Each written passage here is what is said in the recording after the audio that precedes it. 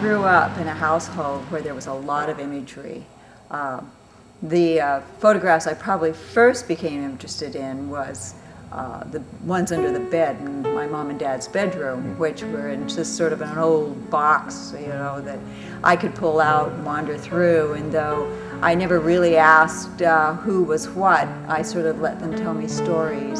I've always done art as a child and always wanted to be a fine artist, but I think it was just kind of too... He said to me, he said, if you could be anything in your life, what would you be? And here's my dad, he's a doctor. And I said, I'd love to be an artist. And he thought, whoa. Well, it was always a dream when I was a child, but I really didn't know quite how to achieve it. I don't know, I think I was just worried about being a fine artist because I was always told by my practical parents, you know, you gotta get a job and, you know, all this stuff. I found an art school in Salt Lake City. And I started, you know, around 8 years old, kind of my formal training in art. Little did I realize at the time how important that conversation was with my father. I started painting back in high school, way back in the 60s, early 60s. I made my living making jewelry down. That's when I really started changing. And then when I came back, I thought, oh, I'm not excited, I'm inspired. And I don't feel stagnated anymore, and I started, and suddenly I became a graphic artist. And then I got started a graphic arts business, and I went that direction for the longest time. So I went into graphic design, and I had a career for like 15 years as a graphic designer, creative director, and art director. And as I said, I had about 20 years experience in the advertising business, and that, you know, gave me some insight into the art world. But I always had wanted to be a fine artist, so actually when I moved to Laguna... I didn't quite get a sense of the reality of maybe making it happen until I moved to California. Went to Santa Fe, and a friend of mine introduced me to plein air painting, and I came back that year to Laguna and put them up in the Festival of the Arts, and I started selling them, and it just snowballed from that point on. The first year I exhibited at the Festival of Arts here in Laguna Beach was 1988. I tried the Festival of the Arts, then that was really, you know, kind of the turning point. When I did it and I got in, I was like, oh my god, and then like the first opening night, like somebody bought a painting and I was like, oh my god, somebody bought a painting, you know? Oh, about 11 years ago, going on 12, Paul invited me into his gallery. I just recently left another gallery, and via a friend, informed him. And a friend of mine had told me about it when I first moved to Laguna Beach and suggested that I try to get in, and so I submitted 3 slides and I got in. I was like, oh my god. So I did that for like 9 years, and during that time I met Paul at the festival. And Paul from Pacific Edge Gallery came by and saw my work, and I had just started painting then, and he thought my work showed promise, and he said, I'd like to, you know, show your work and see how it does. And I've been with him 22 years.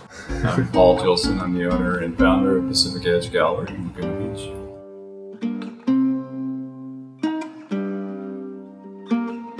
I was looking to open a gallery. I had already been employed by galleries, and I found that I really enjoyed representing artwork, and I wanted to represent art that meant something to me. So when I moved to Laguna, I realized there weren't that many galleries really specializing in Laguna painters, so I decided to make that my niche.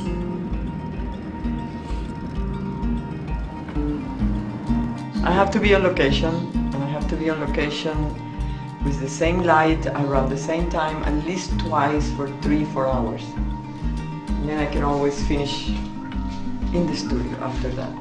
But I don't like using photos. Putting flowers coming at the same time that everything was coming. The irises, the coquelicos, and the flower of Judea. Because we had so much rain that all the flowers went crazy and they all came at the same time. It's unusual. This is very unusual. At least two times, and then I have to finish in the studio. So it takes me about 6 hours on location until I have all the structure and the idea and the colors. And then you remember things if you study them enough and painted them enough.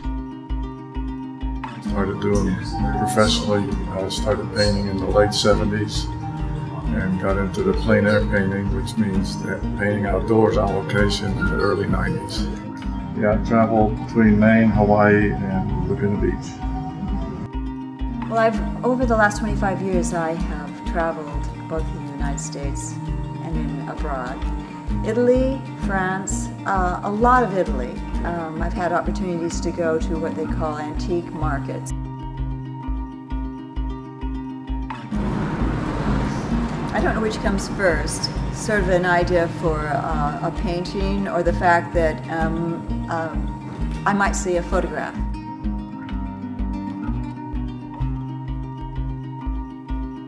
It becomes very complex depending on the object, depending on the distance, depending on the time of day.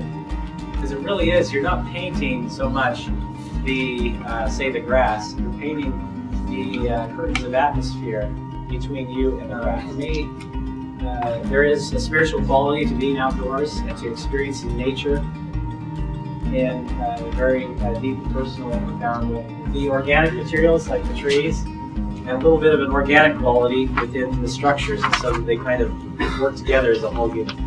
I work from photographs and sketches in my travels, and I paint. Everything I paint are real places that I've been to, either, you know, a lot of California scenes and a lot of scenes in Europe. Been to Italy a lot.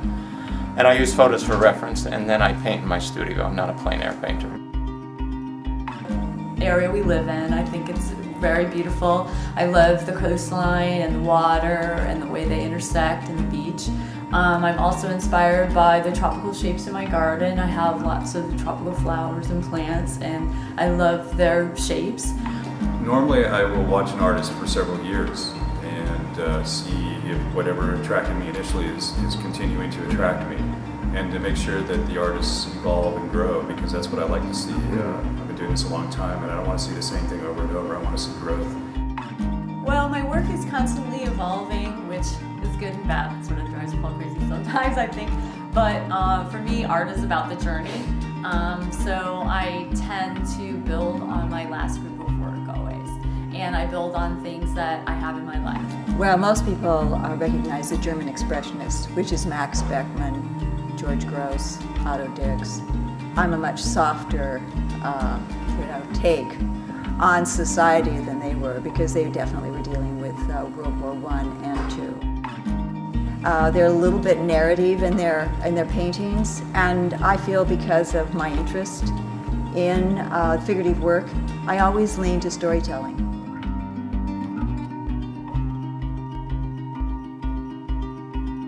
I'm also a swimmer, so I'm inspired by the ocean and anything to do with water and swimming. So these are like three main kind of themes that I have going. And so generally what I'll do is I'll have an idea and just kind of run with it. I was in the 3rd grade, and I was in school, and there was an art project, and they were discussing it, and this young boy said, "Let Sandra do it, she's the artist." And that rung so true with me that I never looked back. I just, that was my aha moment.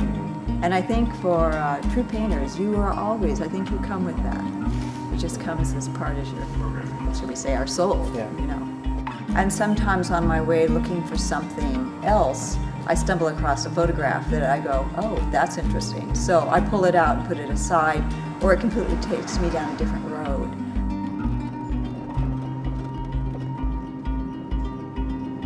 So the common denominator is it has to be art that speaks to me, and it also has to be an artist that I can work with over a period of time, and that I see growth in constantly.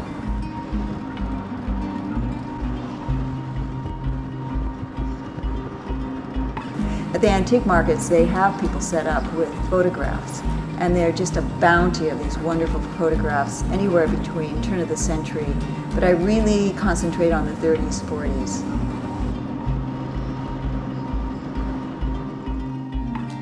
Most of the smaller ones are pretty much done on location, and maybe about 5% of it a little touch up in the studio. The big ones I do in the studio, working from the smaller one, and then go on different trips in Europe sometimes. Things in my life and the economy, obviously, and things like that have been very chaotic the last few years. I have like lines and shapes and stuff that are very chaotic, and then I just sort of carve out something around them. So I'm kind of trying to impose order on it. And each of the artists that I show, I watch for a while and before I invited them to show here, and once I make a commitment to them, I stick with them. And Oh, well, most of them are painted on linen, which is mounted on board.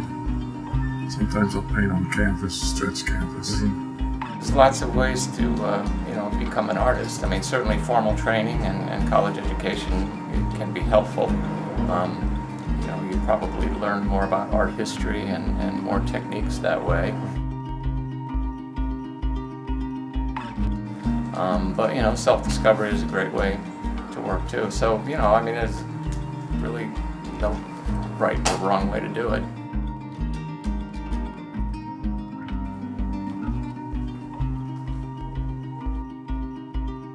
Dali's all right, but he's like Mick, you know. Oh, so you heard about Dali in school? No, but I mean, if you put the thing back into that age, Dali's like Mick and Duchamp is like me or you know. And I love Dali, but Duchamp was spot on, you know.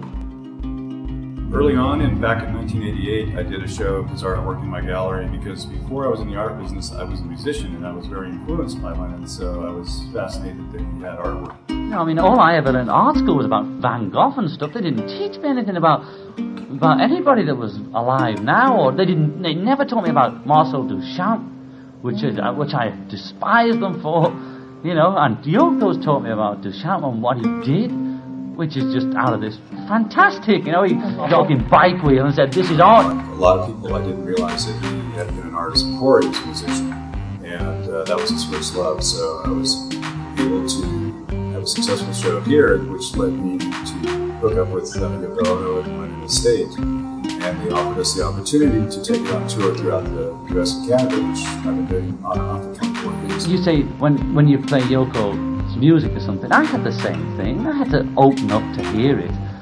I had to get out the concept of what I wanted to hear and what was to allow abstract art or music in. She had to do the same for rock and roll. It was an intellectual exercise because we're all boxed in. We're all in little boxes, you know, and we have to have somebody has to come and go, you know, and rip your head open for you to allow something else in. You know. How do you know a painting is finished? Boy. When it leaves my studio and the check clears. Well, I ask my wife a lot now, you know, and she tells me. Well, for me, it's when I step back and go, I like it.